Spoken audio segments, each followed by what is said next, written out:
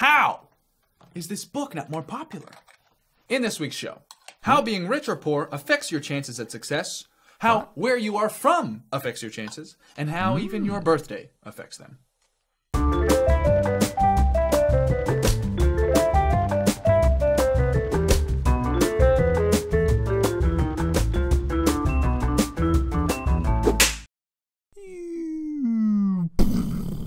Outliers by Malcolm Gladwell. Is this a good book? Duh.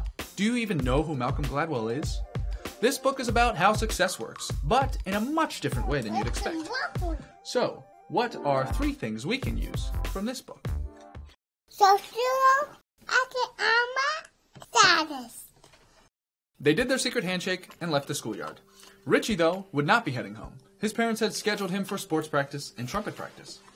Pori headed to the bus. While Richie was among his teammates, talking confidently with his coaches, Pori was just walking into his house. He and his mom exchanged greetings, and he left to go play outside with his friends. As the story continues, the seemingly ambiguous differences multiply, and by the end, the differences end up with Richie having an advantage in self-presentation, confidence in the face of authority, and ability to work well in teams. According to a study referenced in the book, 2 parenting philosophies were divided among class lines. Rich and middle-class families practiced what is called concerted cultivation. They scheduled their kids to always be skill building or working in teams, and parents talked to them about their activities and coaches. When they had conversations with them, they expected their kids to reason with them and negotiate, teaching them not to be afraid to question authority. If the kids did poorly in school, the parents intervened on their behalf and challenged the teacher. And on the other hand, the poor parent strategy was called accomplishment of natural growth. The study found that this included little to no scheduling, so the kids would make up games to play with their friends. What the child did was considered to have not much importance in the adult world, and they reacted passively if the child did poorly in school, considering it the teacher's job to handle their education. Concerted cultivation actively fosters and assesses a child's talents, opinions, and skills. Accomplishment of natural growth includes a responsibility to take care of their children, but lets them grow and develop on their own. There's no obvious moral difference between the two.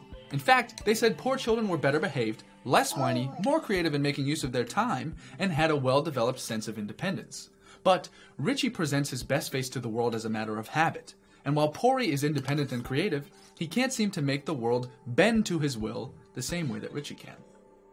Just a space with more classical background. Do you live in a country that values individualism over collectivism? How do you rank in uncertainty avoidance? Your country more reliant on rules and plans than most? Where are you on the power distance index? Does your culture respect and value authority highly?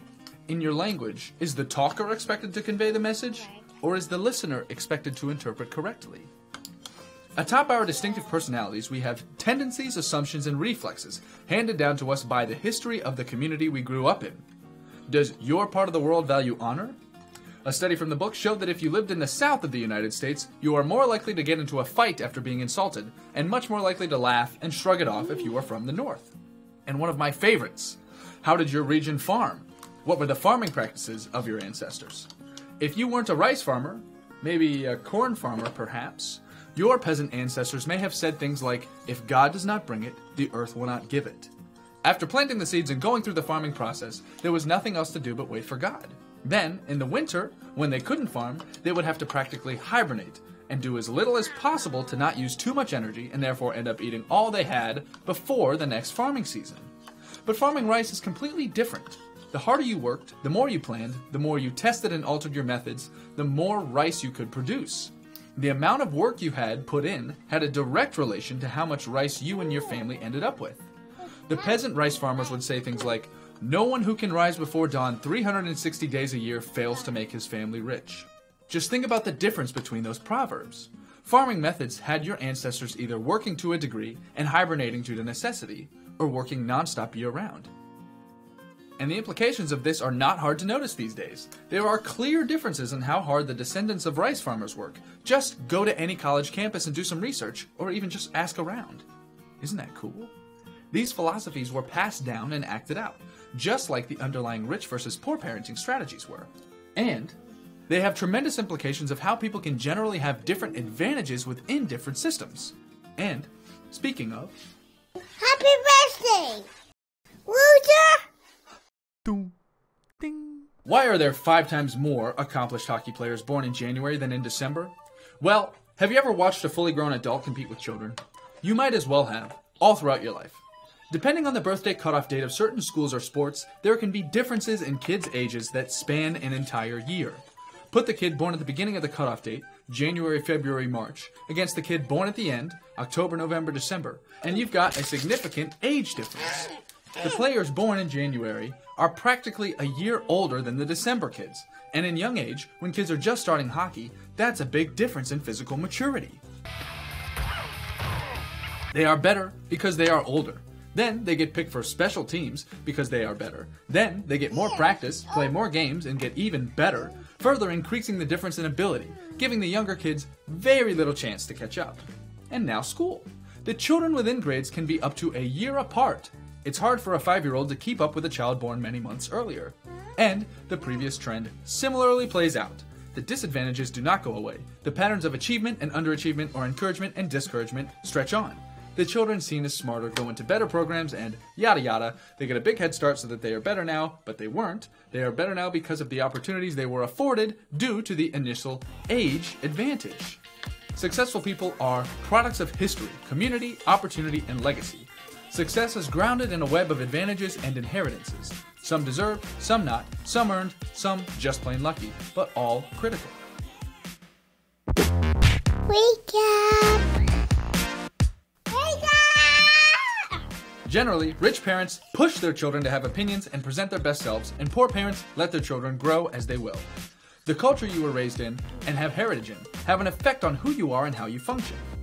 When you are born has a large effect in competitive arenas that use cutoff dates, which are all over the place.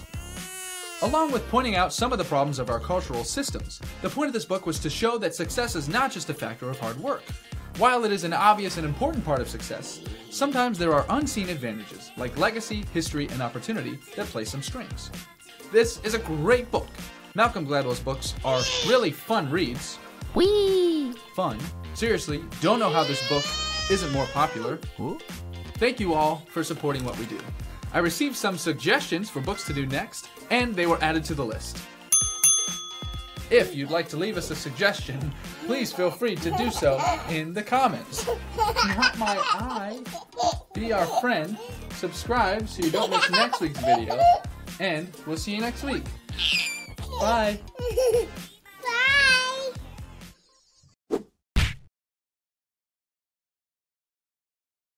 Subscribe so you don't miss next week's video, and we'll see you next week. Bye! I'm not saying bye. I was making colors.